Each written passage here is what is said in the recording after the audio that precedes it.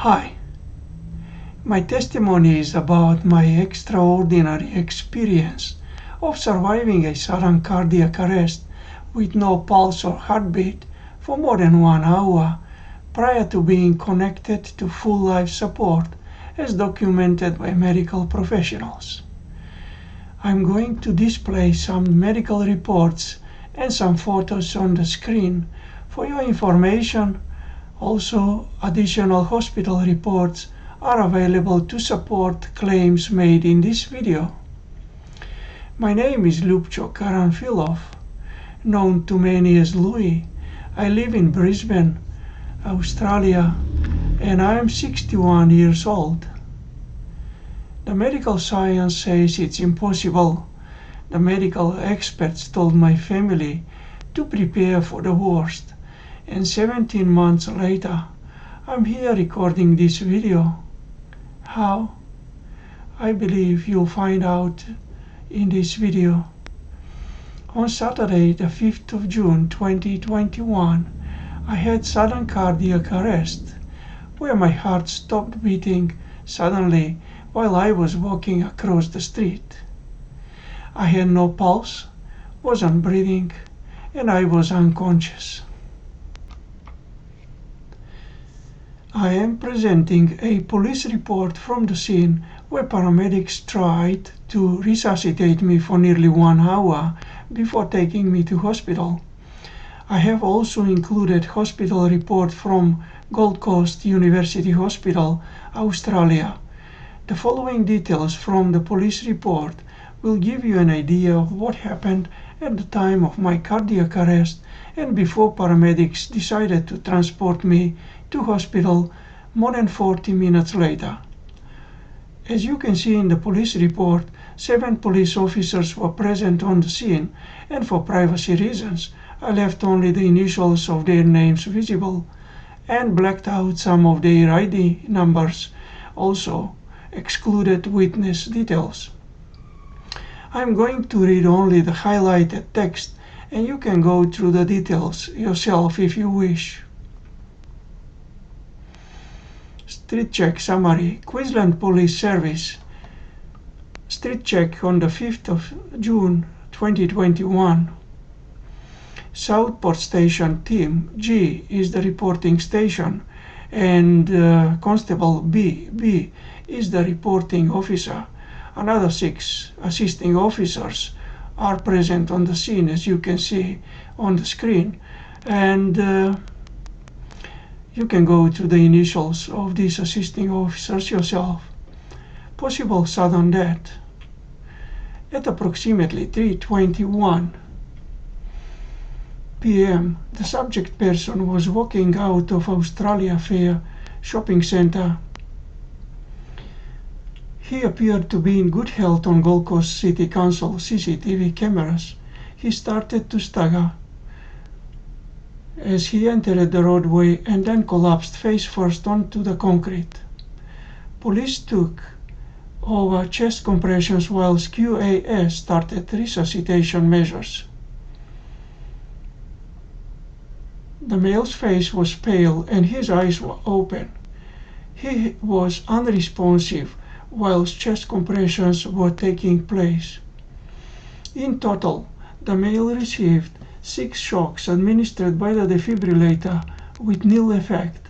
Duration of CPR exceeded 40 minutes with nil shockable pulse measured at the time of departure. Here is one paragraph from the hospital report on arrival confirming that I had no heartbeat and I wasn't breathing. Cardiac catheter laboratory, Queensland Government, Gold Coast University Hospital. Procedure report. Karanfilov Lyubcho is the patient's name. Procedure date is on the 5th of June 2021. Indications: referred for a salvage procedure for 59-year-old male out of hospital cardiac arrest, going to the gym. Initial rhythm was VF, which stands for ventricular fibrillation. In this rhythm, the heart doesn't pump blood to the rest of the body. Intubated and ventilated means I was in coma. Further 2 shocks in ED with nil effect. Total downtime was 45 minutes. Metabolic and respiratory acidosis confirms accumulation of carbon dioxide because I wasn't breathing. Long transfer time due to VA ECMO, rupture of the femoral artery. Mid-LAD, this is all technical stuff, and we'll be moving towards the other part of the report, which is highlighted. You go through the details yourself. CPR caused multiple rib fractures. Displaced fractures involving the right 2 to 6 ribs and the left 2 to 7 ribs. Displaced sternal body fracture and subtle cortical irregularity of the manubrium. Right-sided intercostal drain as chest drain to allow drainage of contents. As I mentioned before, additional hospital reports are available to support the claims made in this video. As you could see in the above mentioned reports, in total I have received 8 shocks administered by the defibrillator with nil effect and nil shockable pulse. My right lung was punctured by broken ribs during CPR, filled up with blood and collapsed. In the hospital, connection to full life support was delayed because of femoral artery rupture when connecting to VA ECMO machine, which caused excessive bleeding and a long transfer time. More than 1 hour after my heart stopped beating, I was connected to VA ECMO machine where blood is pumped outside of my body, bypassing both the heart and the lungs.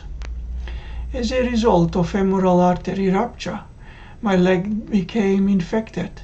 It required several surgeries and removal of a lot of infected muscle tissue in my left thigh. My first heartbeat was recorded 2 hours after my cardiac arrest following a stent insertion into fully blocked coronary artery, LAD 100% stenosis.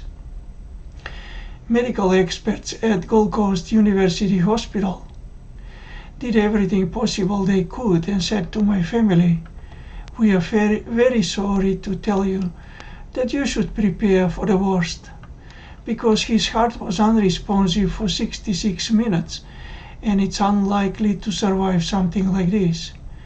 He has a lot less than 5% chance of survival." My family was in deep shock. A few days later, my family started preparing for the worst. My son moved everything from my apartment to his house. My small dog Bella, who I had for 9 years, was taken to an animal shelter for adoption. My wife had various documents organized, including Queensland Government death registration form, funeral prices list, my birth certificate, etc. During the next few days, doctors discussed with my family the option of turning off the life support. My family told the doctor that I would want God to decide whether I lived or died, and no one else. Therefore, my family would not give permission to a request for the life support to be turned off. Doctors also told my family that if I miraculously survived, I would be a vegetable with severe brain damage and would be in hospital for a very long time. After all of that collateral damage done to my body, when I woke up from coma 8 days later, on Sunday the 13th of June 2021, I did learn to walk again, coughed out a lot of very thick dry blood from my lungs. My body healed miraculously fast, and less than 3 weeks later, on 2nd of July 2021, on everybody's surprise, I walked out of the hospital. Thank you, doctors, and thank you, God, for your goodness. Collateral damage to my body included broken ribs, displaced sternal body fracture, punctured lung, infected leg, bruising to my body, etc. I have included few photos taken 10 days after I woke up from coma.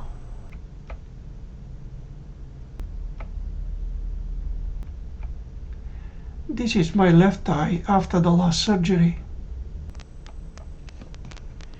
I am aware that all damage done subsequent to medical procedures being conducted by medical professionals was in good faith and unintentional while trying to save my life. Following my cardiac arrest, I felt no pain and wasn't suffering as I was unconscious. In other words, I was gone. A couple of months later, I went back to the intensive care unit in the hospital with thank you cards and boxes of chocolates. I personally thanked all medical staff for the role each of them played in saving my life. Then the boss of ICU said there was a part of miraculous recovery that we cannot explain. For that part of miraculous recovery, I thank you, God, I said.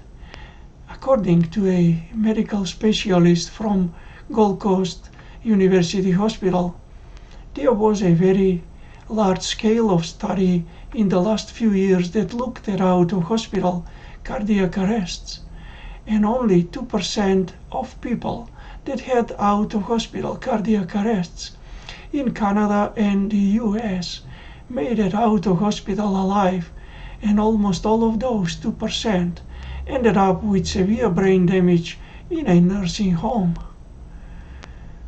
I guess I am very lucky not to have severe brain damage and to be alive as well. This senior medical specialist also examined my medical reports and said, I believe that was a miracle, referring to my recovery. I'm very thankful that today I'm alive with no brain damage. I'm very happy to walk again and see my family. About a month after I left the hospital, I found my small dog Bella and I had to buy her back. When I go out and leave Bella alone at home, I always say to her, I'll come back later. At the moment of this reunion, when I went to pick her up, I said, I told you I'll come back later. Bella was suffering, was neglected, dirty, but very happy to see me, jumping, squealing, licking my face, and shedding tears, maybe even shedding more tears than I. 4 months later, after I left the hospital, I celebrated my 60th birthday with my family. I am very blessed to be alive and have my family. At the end of my life, when I woke up from coma, lying on my back in the hospital, I realized that it's the people I love, not the money or stuff that makes me rich. Since then,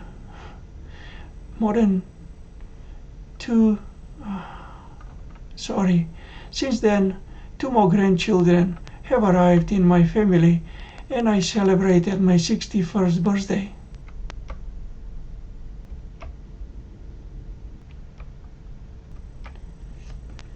Thank you, God, for that, and bless all of those who play their role in saving my life.